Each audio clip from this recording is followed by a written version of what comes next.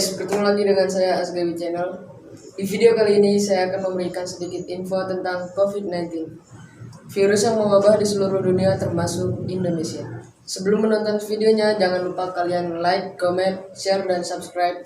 Oke guys, langsung aja kita simak videonya bersama-sama. Check it out.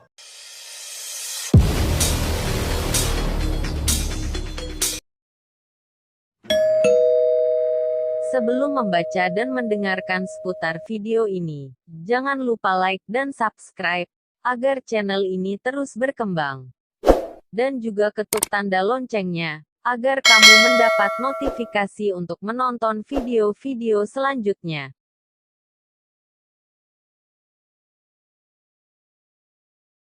COVID adalah keluarga besar virus yang dapat menginfeksi burung dan mamalia, termasuk manusia. Menurut World Health Organization, WHO, virus ini menyebabkan penyakit mulai dari flu ringan hingga infeksi pernapasan yang lebih parah seperti MERS-CoV dan SARS-CoV.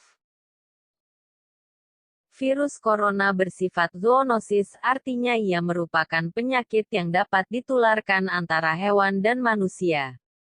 Rabies, malaria, merupakan contoh dari penyakit zoonosis yang ada. Begitu pula dengan MERS yang ditularkan dari unta ke manusia.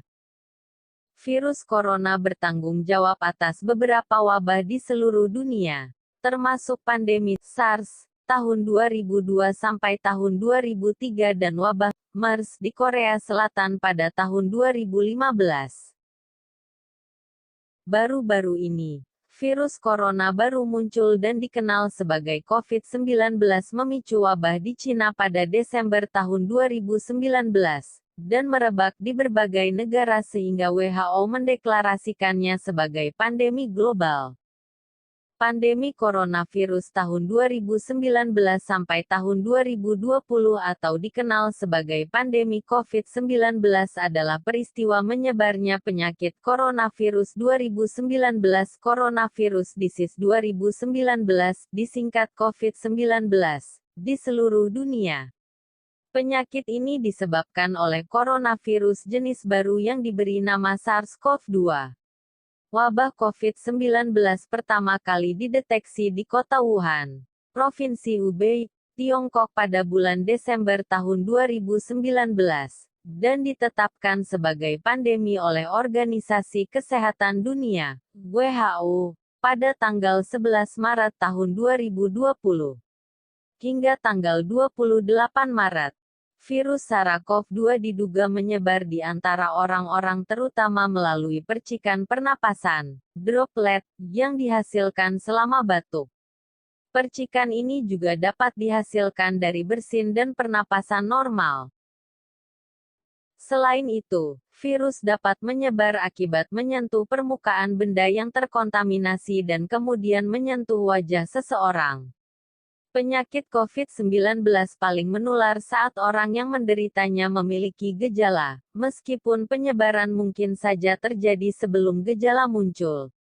Orang yang terkena virus ini, bisa juga tidak terkena gejalanya. Periode waktu antara paparan virus dan munculnya gejala biasanya sekitar 5 hari, tetapi dapat berkisar dari 2 hingga 14 hari.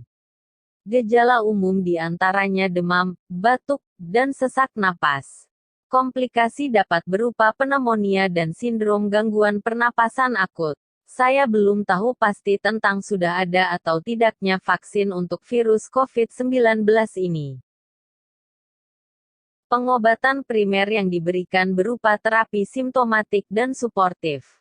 Langkah-langkah pencegahan yang direkomendasikan diantaranya rajin mencuci tangan, menutup mulut saat batuk dan bersin dengan tisu atau bisa dengan sikut kalian, menjaga jarak dari orang lain, selalu memakai masker jika keluar rumah jika ada hal yang sangat penting saja, serta pemantauan dan isolasi diri untuk orang yang mencurigai bahwa mereka terinfeksi.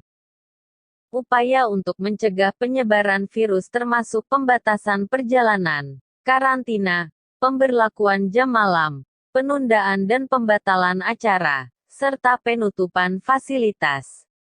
Upaya ini termasuk karantina Hubei, karantina nasional di Italia dan di tempat lain di Eropa, serta pemberlakuan jam malam di Tiongkok dan Korea Selatan, berbagai penutupan perbatasan negara atau pembatasan penumpang yang masuk, penapisan di bandara dan stasiun kereta, serta informasi perjalanan mengenai daerah dengan transmisi lokal. Pandemi ini telah menyebabkan gangguan sosioekonomi global, penundaan atau pembatalan acara olahraga dan budaya, dan kekhawatiran luas tentang kekurangan persediaan barang yang mendorong pembelian panik. Misinformasi dan teori konspirasi tentang virus telah menyebar secara daring, dan telah terjadi insiden xenofobia dan rasisme terhadap orang Tiongkok dan orang-orang Asia Timur atau Asia Tenggara lainnya. Virus corona baru awalnya disimbolkan 2019 nCoV oleh WHO, dengan huruf N yang berarti novel atau baru, dan CoV yang berarti coronavirus atau virus corona. Virus ini tergolong dalam ordo Nidovirales, keluarga Coronaviridae, dan genus Betacoronavirus, Beta-CoV. Genus Betacoronavirus terdiri atas 4 garis keturunan, subgenus, di mana 2019 nCoV bersama dengan SARS-CoV digolongkan dalam garis keturunan B, subgenus Sarbecovirus. Virus 2019 nCoV merupakan spesies ketujuh dalam keluarga Coronaviridae yang mampu menginfeksi manusia.